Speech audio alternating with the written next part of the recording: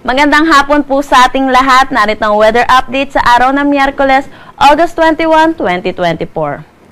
Sa ngayon po, narito po tayo sa tinatawag po nating monsoon break or wala pong anumang epekto ang southwest monsoon or hanging habagat sa anumang parte ng ating bansa. So sa ngayon, yung weather system na nakaka-apekto dito sa ating bansa ay ang easterlies or yung mainit at maalinsangan na hangin na nanggagaling dito sa may dagat Pasipiko. Kaya kung makikita po natin, may mga kumpul po tayo na kaulapan dito, pero asahan po natin ito po yung offshore at hindi po magdadala ng mga pag-ulan dito sa eastern section ng ating bansa.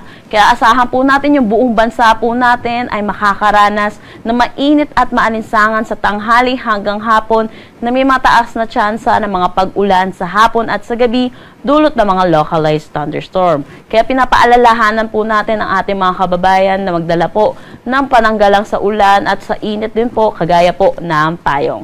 Ugaliin din po natin na i-check ang social media pages ng Pag-asa para sa mga thunderstorm advisory na nilalabas. Sa ngayon, meron tayong low pressure area dito sa labas ng ating Philippine Area of Responsibility na binabantayan at ito'y huling namataan sa line 2,030 km east-northeast ng Eastern Visayas. Kung makikita po natin dito sa satellite imagery po natin, masyado po itong malayo dito sa ating Philippine Area of Responsibility or dito mismo sa ating Philippine landmass, kaya wala po itong direktang epekto sa anumang parte ng ating bansa. At inaasahan din po natin ito na hindi papasok ng ating Philippine Area of Responsibility sa mga susunod na araw. Dako naman tayo sa magiging panahon natin bukas dito sa Luzon. Kung makikita po natin, magiging maaliwalas naman throughout dito sa ating Luzon. Pero asahan din po natin, magiging mainit at malinsangan po, lalo na sa tanghali hanggang hapon, na may mataas na tsansa ng mga pag-ulan sa hapon at sa gabi, dulot ng mga localized thunderstorm.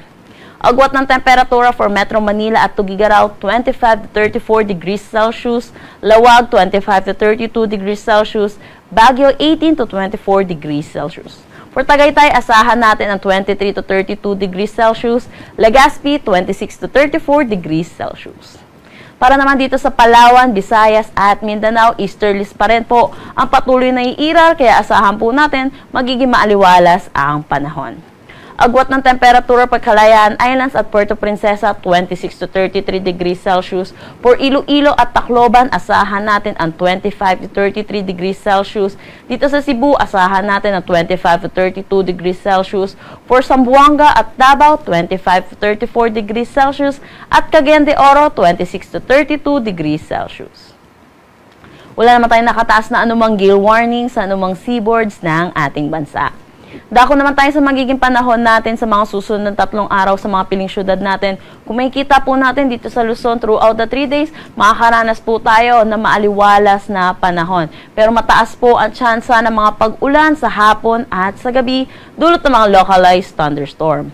Agwat ng temperatura for Metro Manila, 25 to 34 degrees Celsius, Baguio City, 17 to 24 degrees Celsius, Legazpi City, 25 to 33 degrees Celsius. Para naman dito sa Visayas, kumikita po natin dito sa Iloilo City by Sunday, makakaranas sila ng maulap na papawiri na may mga kalat-kalat na pag-ulan dulot sa pagbabalik nitong southwest monsoon or ng hanging habagat. Pero kung makikita po natin for Metro Cebu at Tacloban throughout the 3 days, magiging maliwalas naman ang panahon. Agwat ng temperatura for Metro Cebu, 25 to 33 degrees Celsius, Iloilo City, 25 to 33 degrees Celsius, at Tacloban City, 26 to 33 degrees Celsius.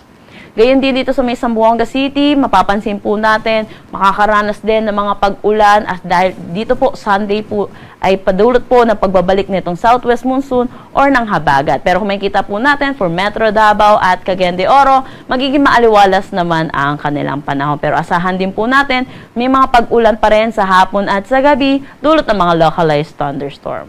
Agwat ng temperatura for Metro Davao, 25 to 34 degrees Celsius, Cagayan de Oro, 25 to 33 degrees Celsius, at Zamboanga City, 25 to 33 degrees Celsius. Ang sunset mamaya ay 6:15 p.m. at ang sunrise bukas ay 5:43 a.m. Para sa karagdagang impormasyon, bisitahin ang aming mga social media pages at ang aming website pag-asa.dost.gov.ph. At yan po muna ang latest dito sa Pag-asa Weather Forecasting Center. Shinel Dominguez po at magandang hapon.